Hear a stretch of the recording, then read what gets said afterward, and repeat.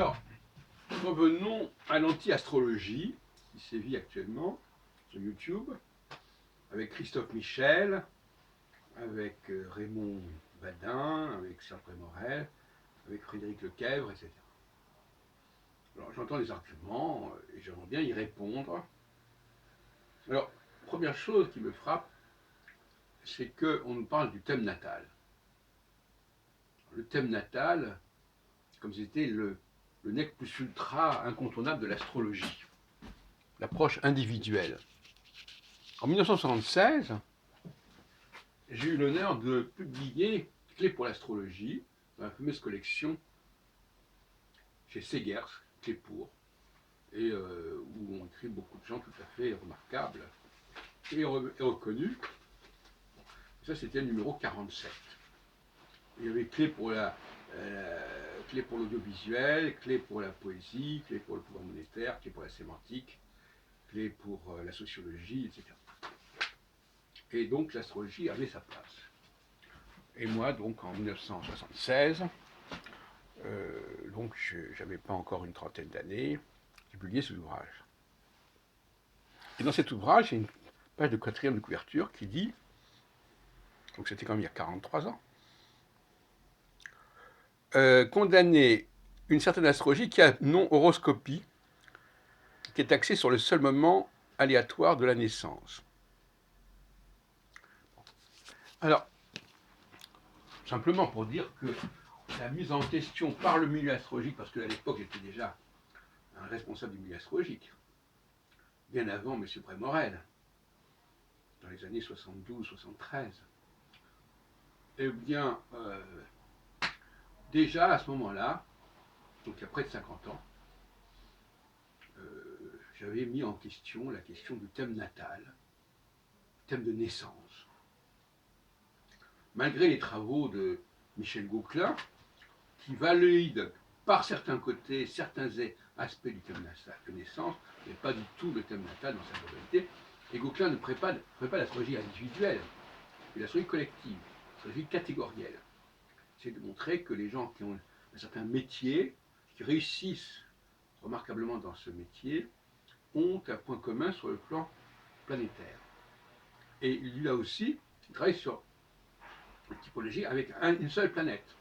Il n'est pas dans la combinatoire, en tout cas pas en 1955. Bon, donc cette astrologie-là n'intéresse pas ces gens dont je viens de parler. Ils n'en parlent pas. C'est parce que justement, ce qui les intéresse, c'est comment le public perçoit l'astrologie, et c'est cette image que le public perçoit l'astrologie qu'ils veulent combattre. Ce qui se défend, d'ailleurs. Alors qu'ils le disent, ils disent, voilà, nous nous attaquons à l'astrologie populaire, l'astrologie du public.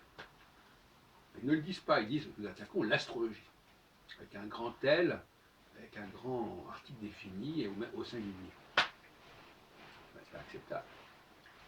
Alors maintenant, revenons sur les arguments utilisés. Alors, ils reprennent des arguments qui datent d'il y a 2000 ans, ou presque. Les gens qui meurent à la même date n'ont pas le même thème. Ils ont le même problème. Personne n'a dit, enfin moi en tout cas je ne dis pas exactement, que nous sommes individualisés par notre thème natal. Les jumeaux n'ont pas le même destin. Même problème. Qu'est-ce qu'on en a à foutre? Ou alors d'autres arguments qui me paraissent plus intéressants, sur lesquels je voudrais insister. C'est ce que Christophe Michel appelle d'ailleurs l'homme de paille, très justement. Parce que lui, il n'est pas non plus d'accord avec certaines attaques contre l'astrologie, qui me paraissent insignifiantes et impertinentes. L'homme de paille, c'est, on imagine un adversaire, on détermine ce qu'est l'adversaire, on détermine la cible. On projette sur la cible un certain nombre de valeurs, de discours. Et on va s'attaquer à ça. Qu'est-ce que ça veut dire? Ça veut dire que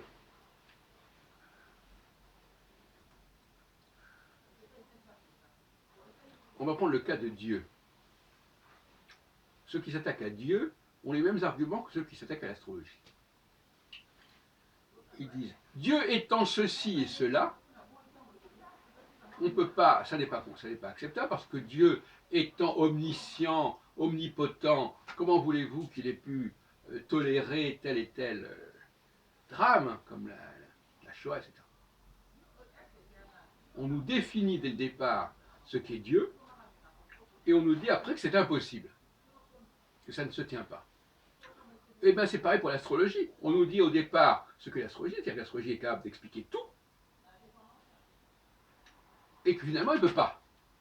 Mais qui a dit que l'astrologie pouvait expliquer tout? Ou même qui a dit que Dieu pouvait tout savoir? Donc ils projettent comme ça des imaginaires, et après ils vont s'attaquer à ces imaginaires. Mais de Christophe Michel le dit très bien d'ailleurs. Alors, on entend des gens dire oui, mais puisque l'astrologie est censée tout expliquer et que toutes les étoiles sont censées agir, il n'y a pas de raison qu'on n'utilise pas toutes les étoiles. Censé, vous voyez, c'est pas censé ceci ou pas censé cela. Extraordinaire comme argumentation. Sauf que c'est eux qui inventent l'idée que l'astrologie prétendrait faire ceci ou que Dieu prétendrait savoir cela.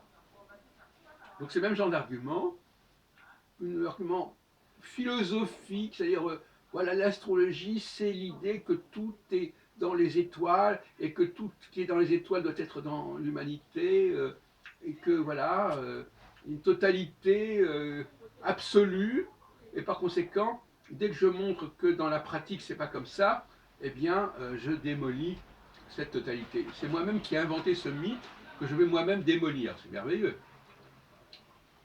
Alors je continue. J'en ai parlé l'autre jour à propos d'autres. Le géocentrisme. Ah oui, le géocentrisme, c'est dépassé. L'astrologie étant géocentrique, donc ça ne tient pas debout. Au regard de la science actuelle.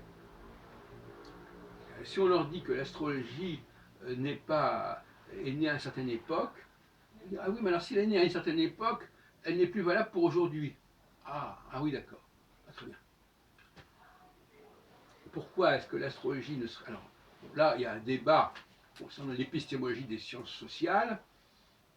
Pour moi, les sociétés sont capables de s'auto-programmer, se programmer sur la base de connaissances qui existent à une certaine époque.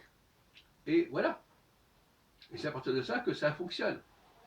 C'est un schéma que j'ai développé en 1986 dans cet ouvrage, Histoire de l'astrologie, Serge Hutin, Jacques Heilbronn, Artefact, dans une partie assez développée qui s'appelle, excusez-moi du peu, la pensée astrologique. Et j'aurais bien aimé que M. Brémorel et les autres en aient pris connaissance, en eussent pris connaissance. Bon. Alors je continue cette espèce de bêtisier.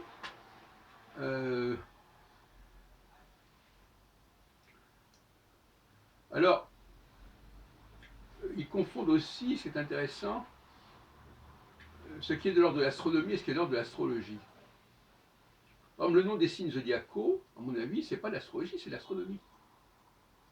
C'est une façon de nommer, c'est ce qu'on appelle le métalangage.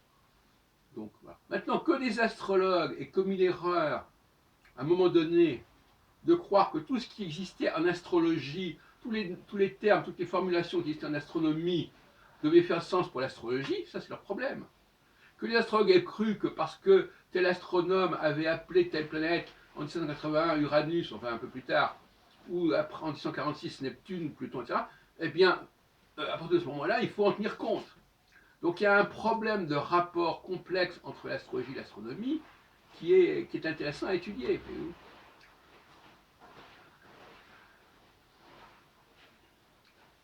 Et là, on voit qu'il y a un problème de paradigme qui se pose.